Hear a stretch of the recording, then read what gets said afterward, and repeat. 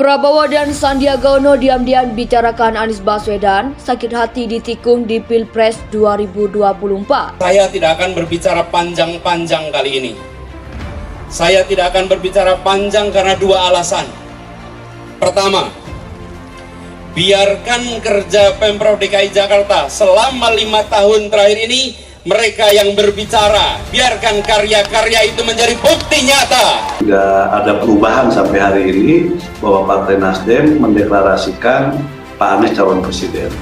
Nah, tinggal bagaimana nanti deklarasi bersama dengan koalisi, dalam hal ini dengan PKS dan juga dengan Demokrat, ini kan soal nunggu waktu aja. Ini pada tahap finalisasi. Jadi sampai hari ini Nasdem sudah mendeklarasikan Pak Anies sebagai calon presiden dari Partai Nasdem, dan Nasdem juga sudah mensosialisasikan Pak Anies ke berbagai daerah, baik dengan Pak Aniesnya hadir langsung maupun Nasdem secara partai di wilayah-wilayah mensosialisasikan baik ke internal di kalangan pengurus Nasdem sendiri di berbagai wilayah sampai ke daerah, sampai ke tingkat DPC DPRD dan juga ke masyarakat.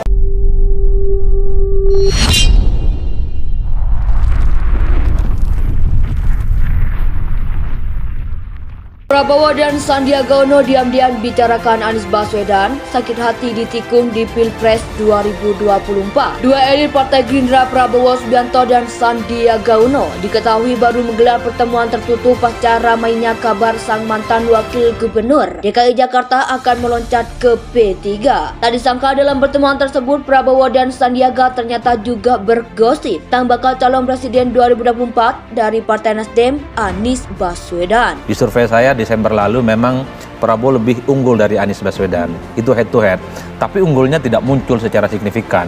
Itu artinya apa? Cawapres Anies, cawapres Prabowo Subianto menjadi variabel penting yang akan banyak bicara soal siapa yang kemudian akan memenangkan pertarungan. Salah pilih cawapres maka akan menjadi kiamat sehari.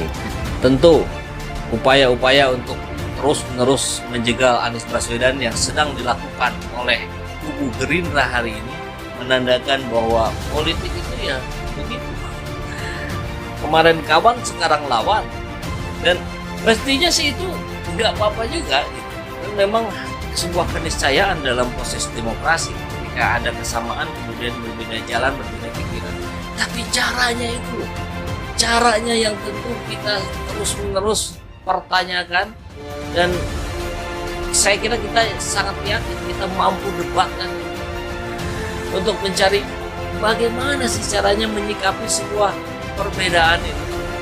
Bagaimana sih caranya menyikapi kehebatan orang lain itu. Yang pasti bukan dihambat, bukan dicegah. Saya tidak akan berbicara panjang-panjang kali ini.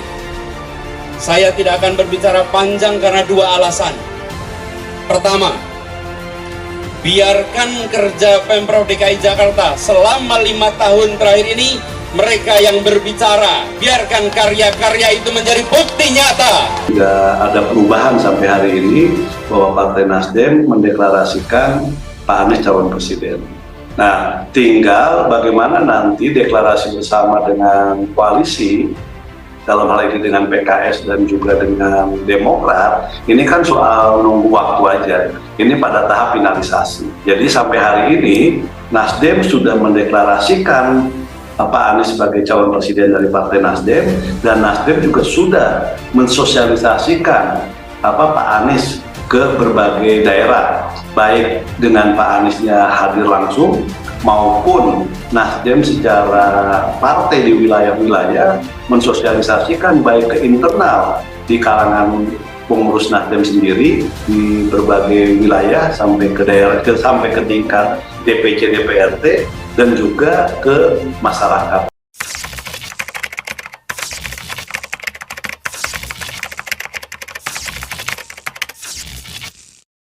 Prabowo dan Sandiaga Uno diam-diam bicarakan Anies Baswedan sakit hati ditikung di Pilpres 2024. Dua elit Partai Gerindra Prabowo Subianto dan Sandiaga Uno diketahui baru menggelar pertemuan tertutup pasca ramainya kabar sang mantan Wakil Gubernur DKI Jakarta akan meloncat ke P3.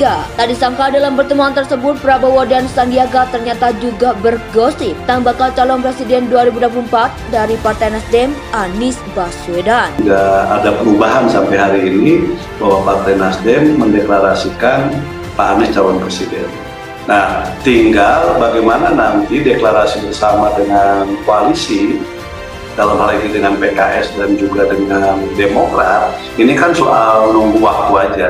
Ini pada tahap finalisasi. Jadi sampai hari ini Nasdem sudah mendeklarasikan Pak Anies sebagai calon presiden dari Partai Nasdem, dan Nasdem juga sudah mensosialisasikan Pak Anies ke berbagai daerah, baik dengan Pak Aniesnya hadir langsung maupun Nasdem secara partai di wilayah-wilayah mensosialisasikan baik ke internal di kalangan pengurus Nasdem sendiri di berbagai wilayah sampai ke daerah, sampai ke tingkat DPC DPRD dan juga ke masyarakat. Tentu upaya-upaya untuk terus-menerus menjegal Anies Baswedan yang sedang dilakukan oleh kubu Gerindra hari ini menandakan bahwa politik itu ya begitu. Kemarin kawan, sekarang lawan, dan mestinya sih itu nggak apa-apa juga. Dan memang sebuah keniscayaan dalam proses demokrasi ketika ada kesamaan kemudian berbeda jalan, berbeda pikiran. Tapi caranya yang tentu kita terus-menerus pertanyakan, dan saya kira kita sangat yakin kita mampu debatkan untuk mencari bagaimana sih caranya menyikapi sebuah perbedaan itu. Bagaimana sih caranya menyikapi kehebatan orang lain itu. Yang pasti bukan dihambat, bukan dicegah. Saya tidak akan berbicara panjang-panjang kali ini. Saya tidak akan berbicara panjang karena dua alasan.